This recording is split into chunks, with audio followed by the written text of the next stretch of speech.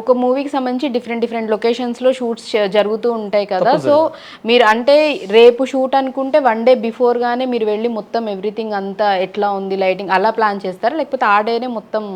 First subject రిలేటెడ్గా మొత్తం సబ్జెక్ట్కి ఏ లొకేషన్ ఉంది, ఈ లొకేషన్ ఎక్కడ చేస్తే బాగుంటుంది అనుకున్నప్పుడు ఆ లొకేషన్కి వెళ్ళి మనము ఇది చూసాము, ఇది మనకి అంటే పర్ఫెక్ట్ లేదు, ఆల్టర్నేటివ్ ఇంకోటి చూసుకుంటాం.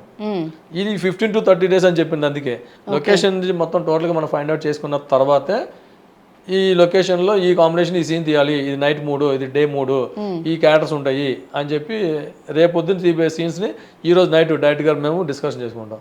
ఓకే, సో ఆ విధంగా డిస్కస్ చేసుకొని చేయడం ఉంటుంది. ఒక సీన్ అంటే ఒక సీన్ బాగా రావాలి, స్క్రీన్ మీద కరెక్ట్గా కనిపించాలి అని అంటే ఎవరెవరితో కోఆర్డినేషన్ అనేది కరెక్ట్గా ఉండాలంటారు?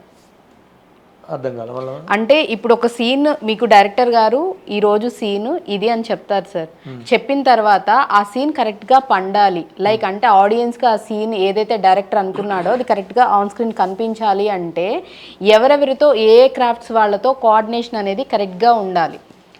24 క్రాఫ్ట్స్ అన్ని కోఆర్డినేషన్ ఉండాలమ్మా. ఫస్ట్ థింగ్ డైరెక్టర్ గారు, కెమెరామెన్ గారు, wife and husband is call మామూలుగా. ఓకే, అంటే భర్త తప్పు చేసిన భార్య, భార్య తప్పు చేసిన భర్త అని ఆ కుటుంబం మొత్తం పెద్ద రకంగా ఏంటంటే ఓకే, డైరెక్టర్ గారు అనేవాడు ఒక భర్త, కెమెరామెన్ అనేవారు ఒక భార్య, ఒక ఫ్యామిలీ. రైట్. ఇక కదిమ ఆర్టిస్టులు ఉన్నారు కదా, ఈ ఆర్టిస్టులు అందరూ కూడా ఒక కుటుంబ సభ్యుల్లో మా పిల్లలు లాంటి వాళ్ళు.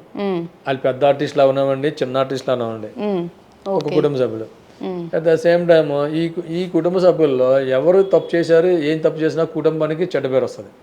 అలాగే ఈ టీంలో, ఈ సినిమాకి సంబంధించిన టీం మొత్తానికి అందరూ కోఆర్డినేట్ చేయాలి. డైరెక్టర్ గారు, కెమెరామెన్ గారు, artist, right, makeup man, art department, costumes, అంటే అలా ఫోటోగ్రఫీ ఏంటంటే మళ్ళీ దాంట్లో లైటింగ్, అంటే వాళ్ళు కూడా వన్ ఆఫ్ ది క్రాఫ్టే కదా, ఎందుకు మాకు సంబంధించి రిలేటెడ్. అలాగే 24 క్రాఫ్ట్స్ కూడా అందరూ పనిచేయాలి.